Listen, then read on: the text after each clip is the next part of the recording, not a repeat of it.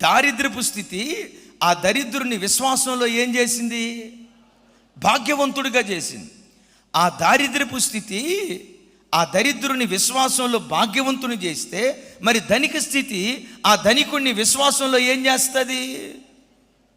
అందరి జీవితాల్లో ఇలాగే జరుగుతుంది అని నేను అనను, కానీ ఎక్కువ శాతం దీనికి అవకాశం ఉంది. ఎస్, నువ్వు పేదదానిగా ఉండేదానివి, ఒకప్పుడు పేదవాడిగా ఉండేవాడివి, ప్రభువుని నమ్ముకున్నావు. తలనొప్పి వచ్చిందనుకోండి,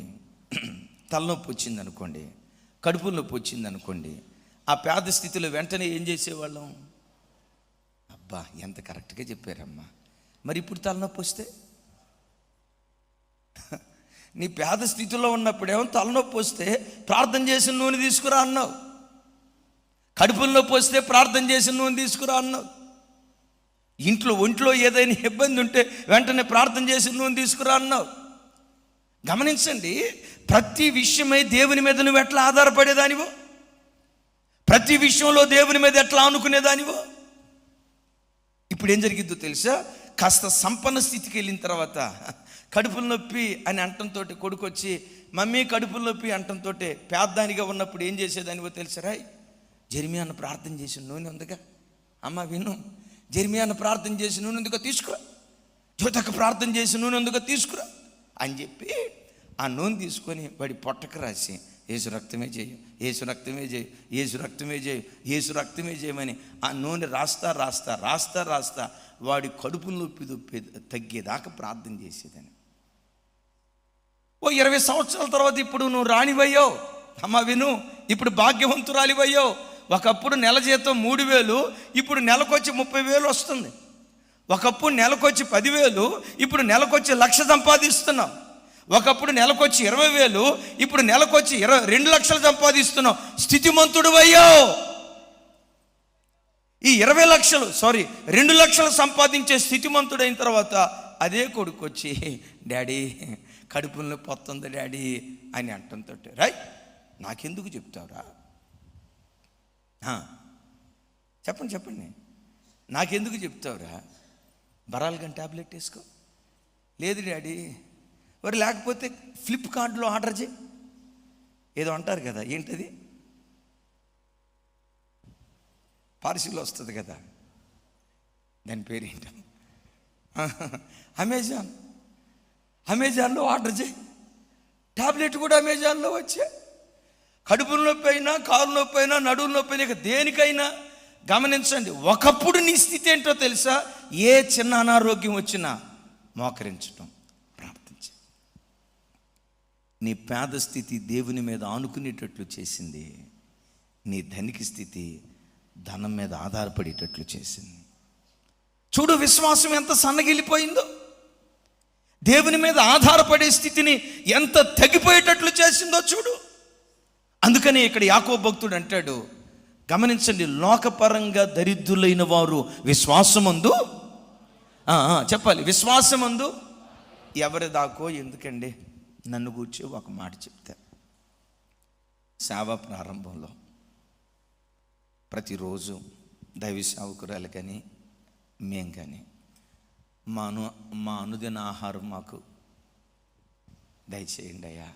దేవా, ఈరోజుకు కావలసిన నూనె మాకు దయచేయి, ఈరోజు కావలసిన ఉప్పు మాకు దయచేయి, ఈరోజు కావలసిన పప్పు మాకు దయచేయి, ఈరోజు వంట కావలసింది మాకు దయచేయి, బియ్యం దయచేయి, కందిపప్పు దయచేయని సేవా ప్రారంభంలో కొన్ని సంవత్సరాల పాటు ప్రతిరోజు ప్రార్థనలో ఏముండేదో తెలుసా? మా అనుదిన ఆహారము. ఇప్పుడు ఆ ప్రార్థన చేయట్లేదు నేను. మొన్న ఈ మధ్య రాజు ఎవరో చెప్తున్నారు, అన్న పైన 20 బస్తాలు బియ్యం ఉందన్న అన్నాడు. ఇంక 20 బస్తాలు ఉన్న తర్వాత అనుదిన ఆహారం దయచేయని ఏమంటాం? చూసారా? ఈ స్థితి దేవుని మీద ఆధారపడకుండా చేసింది. ఈ స్థితి దేవుని సన్నిధిలో మోకరించడానికి ఆటంకంగా మారిపోయింది. ఈ స్థితి విశ్వాసంలో బలపడకుండా చేస్తూ ఉంది. వాక్యం వింటున్న బిడ్డలారా, మరొక ప్రమాదకరమైన సంగతి చెప్తాను. గమనించండి, పేదవాడిగా ఉన్నప్పుడు నీ అతిశయం వేరుగా ఉంటుంది, ధనిక స్థితిలోకి వచ్చిన తర్వాత నీ అతిశయం వేరుగా ఉంటుంది. పేదవాడిగా ఉన్నప్పుడు మన అతిశయం ఏంటో తెలుసా? దావీదు దేన్ని బట్టి అతిశయించాడో పేదవాడిగా ఉన్నప్పుడు మన అతిశయం కూడా అదే ఉంటుంది. ఏమంటాడో తెలుసా దావీదు గారు ఒక చోట? కొందరైతే రథములను బట్టి గుర్రములను బట్టి అతిశయపడుతున్నారు, మనమైతే చివరికి దావీదు గారు మనల్ని కూడా కలిపాడు. అంటే మనది కూడా అదే స్కూలు, అదే బ్యాచ్. ఎప్పుడన్నాడు ఈ మాట? అప్పుడు దావీదు గారికి రథాలు లేవు, అందుకోండి అమ్మా, రథాలు లేవు, గుర్రాలు లేవు, సైన్యం లేదు, ఏమీ లేని మనలాంటి దీనదరిద్రుడు, గొర్రెలు కాసుకునే గొర్రెల కాపరి ఈ గొర్రెల మందను చూసి అంటాడు చూడండి, దేవుని వైపు చూసి ఏమంటాడు తెలుసా? కొందరైతే రథాలను బట్టి అతిశయపడుతున్నారు, గుర్రాలను బట్టి అతిశయపడుతున్నారు, మనమైతే మన దేవుడైన యెహోవాని బట్టి అతిశయపడుచున్నాము అని చెప్తూ, రథాలను బట్టి అతిశయపడేవాడు నేలను కృంగి లేవలేక పడి ఉన్నాడు, మనమైతే లేచి చక్కగా నిలవబడి ఉన్నాము అంటాడు. నిజమే. మన పేదరికపు స్థితిలో ఒక గంట ప్రార్థన చేస్తే హృదయంలో ఎంత సంతోషం అయిపోయేదో తెలుసా? పిల్లలు మారు మనసు పొందితే ఎంత సంతోషం అయిపోయేదో తెలుసా?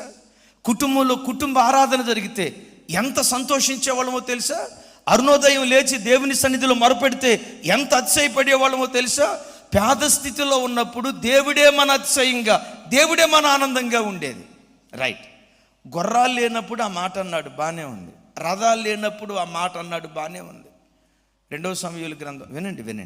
దావీదు గారు రాజు అయిన తర్వాత యోవాబుని పిలిచి అంటాడు, యోవాబు ఒకసారి మన సైన్యం ఎంతో లెక్క, ఒకసారి మనకున్న గుర్రాలు, మనకున్న రథాలు, మనకున్న రౌతులు ఎంత ఉన్నాయో ఒకసారి లెక్క అంటాడు. అయ్యా నీవే కదా పాట పాడింది, కొందరైతే గుర్రాలను బట్టి మరి కొందరైతే రథాలను బట్టి అతిశయపడతారు, మనమైతే దేవుణ్ణి బట్టి అతిశయపడతాం, పాట పాడింది నీవే కదా. దావీదు గారు యోవాబు వైపు చూసి, షట్ అప్ యువర్ మౌత్, ఎవరా రాజుకి ఎదురు చెప్తావా? Do what I say, that's it. రాజా నువ్వు పాడిన పాట రాజేది, నువ్వు పాడుతూ ఉండగా నేను ఆ మాట విన్నాను. ఒకప్పుడు భక్తి సంబంధమైన వాటిని బట్టి అతిశయపడేదానివి. ఇంటికి ఎవరొచ్చినా నీవు పొందుకున్న రక్షణ, దేవుడు నీలో కలుగు చేసిన మార్పు, నువ్వు పొందుకున్న ఆత్మీయత, నీ ఆత్మీయ ఔన్నత్యాన్ని గూర్చి నీ ఇంటికి ఎవరొచ్చినా దీన్ని గూర్చే మాట్లాడేవాడివి, దీన్ని గూర్చి మాట్లాడేదానివి. ఇప్పుడు స్థితిమంతురాలు అయ్యావు కదా. ఇక చూడు ఇప్పుడు వచ్చే మాటలేంటో తెలుసా? సిస్టరు మా ఫ్రిడ్జ్ చూసావా, 7 అడుగులు, ఎక్కడ తీసుకొచ్చావు? హైదరాబాద్లో ఎక్కడ దొరకదమ్మా ఈ ఫ్రిడ్జ్, అమెరికా నుంచి తెప్పించావు. ఇదంతా మాయదారి మాట. వినండి. ఇక ఇంటికి వస్తే ఎవరింటికి వచ్చినా కొన్న సోఫా సెట్ కూర్చి, ఫ్రిడ్జ్ను కూర్చి ఇంట్లో పెట్టుకున్న, చెప్పండి కిటికీకి ఉంటుందిగా ఏసీని కూర్చి ఎవరింటికి వచ్చినా, సిస్టర్ మీకు తెలుసా మా ఆయన ఈ మధ్య నాకు నడుంకి వడ్డానం చేయించాడు తెలుసా, ఇది ఇండియాలో దొరకదంట. ఇండియాలో మరి ఎక్కడ దొరికిద్దమ్మా? ఎక్కడ దొరికిద్ది? దుబాయ్లో మా వాళ్ళు ఉన్నారు కదా, దుబాయ్ సరుకిది, ఒరిజినల్ బంగారం ఎక్కడ దొరికిద్దని మా ఆయన గూగుల్లోకి వెళ్ళి సెర్చ్ చేసి ఎక్కడ ఒరిజినల్ 24 క్యారెట్ ఎక్కడ అని సెర్చ్ చేస్తే అమెరికాలో, ఎక్కడ దుబాయ్లో కూడా అక్కడ పడితే అక్కడ కాదు, దుబాయ్లో పలానా పట్టణం ఉందంట, ఆ పట్టణంలో పలానా బంగారు దుకాణం ఉందంట. ఆ బంగారు దుకాణం ఆయన ఉన్నాడే, మా ఆయనకు బాగా క్లోజు. ఏం పేరమ్మా ఆయన పేరు? చాన్ బాషా పీపాక తూతరారా ఏదో చెప్తేది. చూసావా, మారిపోయింది నీ భక్తి, మారిపోయింది. ఒకప్పుడు ఎవడు నీ ఇంటికి వచ్చిన దేవుని గూర్చిన మాట తప్ప, ఆదివారం విన్న వాక్యాన్ని గూర్చి తప్ప, సంఘం యొక్క గొప్పతనాన్ని గూర్చి తప్ప, ఆత్మ సంబంధమైన విషయాలు తప్ప మరొక మాట నీ నోట వచ్చేది కాదు. ఈరోజు కూర్చున్నా లేచిన కొన్న ఫ్రిడ్జ్ను గూర్చి మాట్లాడేవి, కానీ దాన్ని కొనే స్థితి ఇచ్చిన దేవుని గూర్చి మాట్లాడుతున్నావా?